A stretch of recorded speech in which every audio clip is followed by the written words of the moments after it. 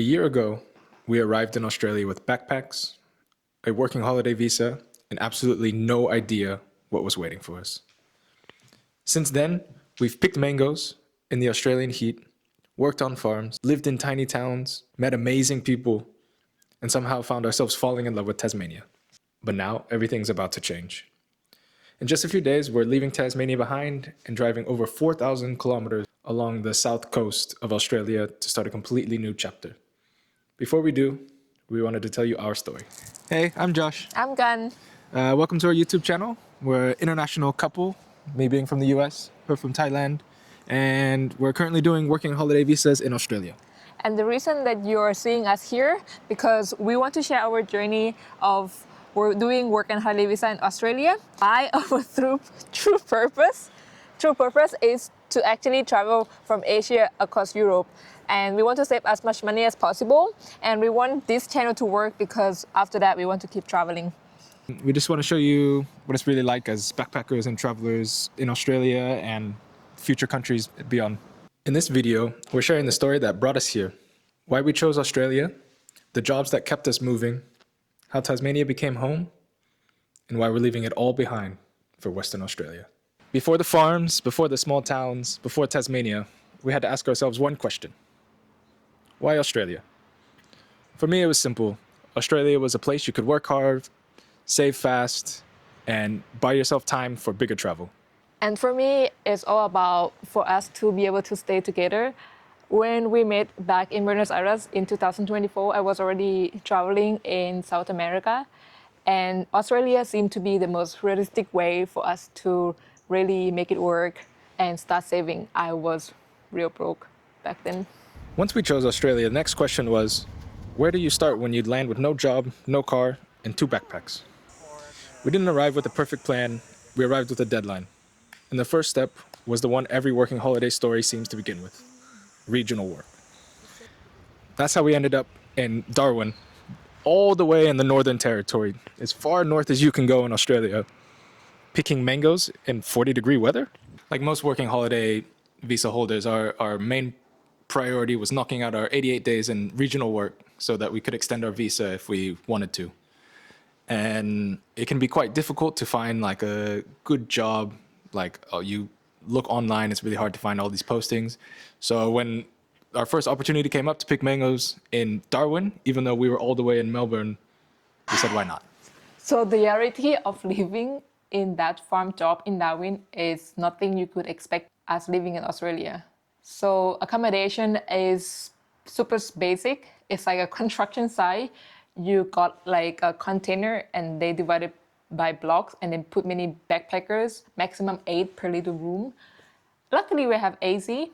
And the kitchen, it was basically just a shade and then they just put stuff in there. There was one time there was a storm, so everything was flat, power cut out. We have no shower and we are in the middle of nowhere. And our roommate, accommodation mate, they would bring some wild pig that they hunted, shop it there.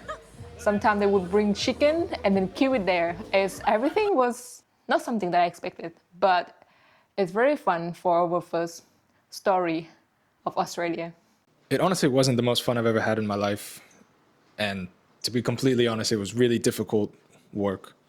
And the employers were a bit sketchy, which I find as a common theme when doing farm work in Australia. Like we got there, they told us like, oh, we're going to start this day picking.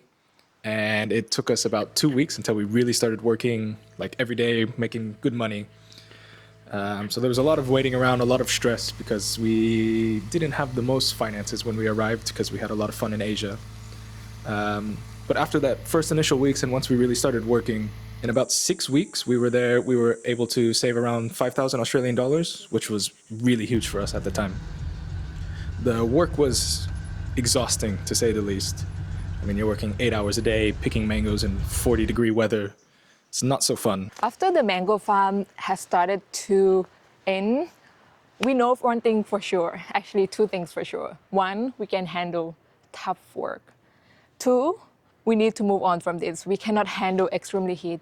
So we start to do some research and looking for somewhere cooler and steadier work. So that what led us all the way down to the state of Tasmania, where we are now. And back then, we had no idea that this gonna be one of our best chapter in Australia. We didn't really know what to expect when moving to Tasmania. All we really know was that it wasn't very populated, remote, and full of nature. When we arrived here back in November last year, it was actually my birthday. We went on a road trip for a week and we immediately fell in love with how calm, beautiful, and full of animals Tasmania is. And we were happy to call it home from then. The slow pace of life here is very enjoyable, and constantly being surrounded by nature makes us feel like a magic land. But of course, loving Tasmania alone didn't mean that we could just relax and it would pay the bill. We still had one big goal: log in, work, finish our required days, and keep saving. Luckily, the search led us to our next job, Pinata Farm. Our first job we got in Tassie was at a strawberry and raspberry farm called Pinata Farms, where we did a mixture of picking and packing and crop work for the strawberries and raspberries, which is maybe the worst work I've ever done in my life. You're on your hands and knees, digging out vines, cutting dead weeds and everything. It was honestly terrible. And in the fields, especially when you're picking, it's very militant. It felt like I was in a military boot camp. There was high expectations to go really fast, but then if you pick the wrong berries or not ripe fruit, or if there's like a little spot, like the supervisors and the management team would just treat you terrible. It honestly was a really terrible experience. Luckily, we were able to get into the pack shed after a few weeks, and that environment was a little better. I was mostly like driving the forklift around, organizing the packed fruit. We were like packing a bunch of the fruit and just making sure everything was organized and stuff. And so that work was more fulfilling, I guess, and felt like a better atmosphere because it was like a small team as opposed to the fields. Like you're just in a row and all you see, you're by yourself. All you see is just tons of fruit. You can hear people around you, but you can't really see people. It honestly was terrible. Even with the poor work conditions, the hours were steady and we were actually able to buy our first car in Australia, which if you're thinking about coming to Australia and you're from somewhere where it's not necessary to have a car, when you come to Australia, you're going to want a car. And also another pro about where we were at outside of the job, because the job itself still was terrible, there was an accommodation site that was really close, and that was an amazing community. We met so many awesome people. Everyone was friendly. It was just good atmosphere. And it's kind of funny, me and Gun, we were living in tents, which kind of sounds crazy for anyone, I think, but living in tents for a few months and just having our own little space was honestly freeing. And even though we weren't really planning on leaving, because of that community and just the accommodation, it was just so relaxing to be there. We actually found an opportunity as an Airbnb cleaner in a small East Coast town called Bishop. Okay, so I know this one friend that I tattooed her, and we were staying together in the same accommodation back in Surreal with that Pinata Farm. And because of that, she told me that she could find me a job to live in the most beautiful city in Tasmania. And it was actually the job that she found us was cleaning Airbnb rental around Bicheno, Coast Bay, or surrounding. And I would say it's probably one of the best jobs we had ever had.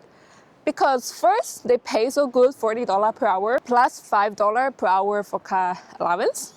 So we be basically earning $45 per hour. And the work come with a property rental included, but of course we have to pay. So we're living like 2 minutes from the beach and in a 2-storage house. And also we could have our own insert. So we wake up and we could see this beautiful beach and the view every morning.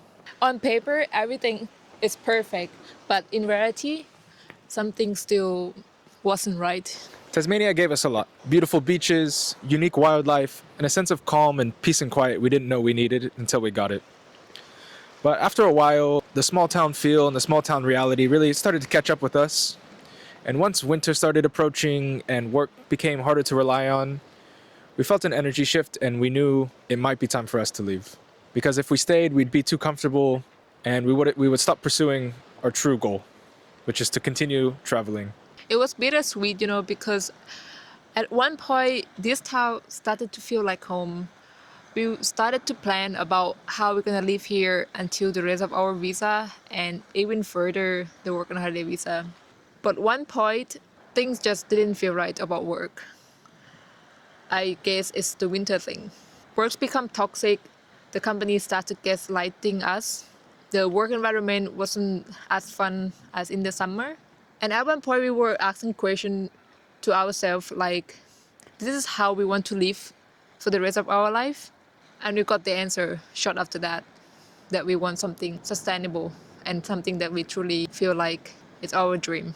Once that question was answered, it was such a short notice of time that everything would just happen so quick. We got a job offer, we got a new idea, everything started to work out in the direction that we wanted to go. And we thought to ourselves, yeah, it's time to leave. Before I came to Australia on my working holiday visa, there was two places I really wanted to go when I came.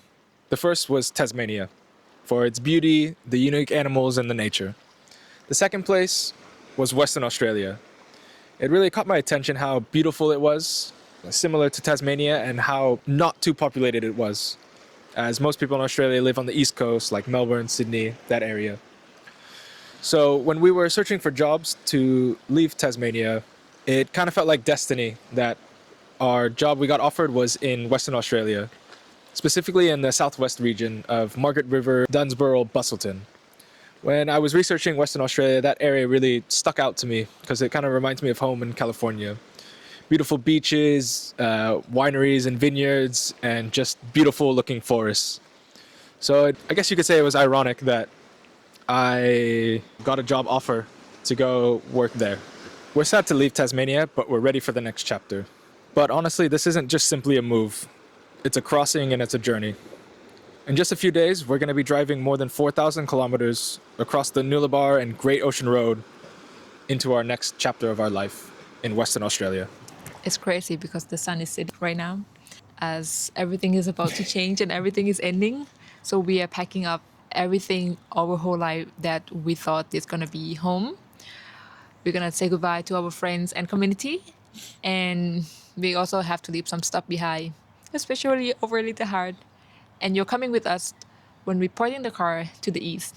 No, to the west. For anybody who saw this video and you're either interested in a working holiday visa, currently on a working holiday visa, or interested in travel or in our story, we'd appreciate if you subscribe and follow us on our journey as we try to reach our goal of traveling from Asia to Europe and beyond. Bye. Bye! I'm Gun. Say your name. I'm Josh. Bye.